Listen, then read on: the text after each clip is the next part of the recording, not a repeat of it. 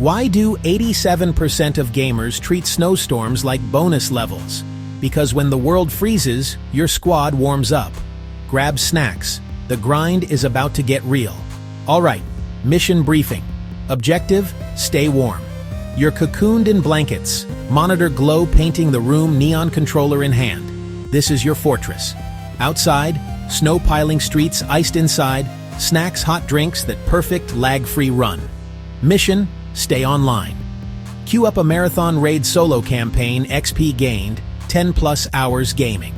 Between matches, you check the window blizzard, 100% chance of cozy.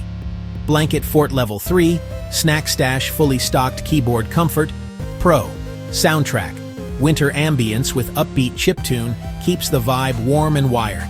Have fun, stay safe, and when the snow clears, you've won the day. Respawn? Only if you run out of snacks.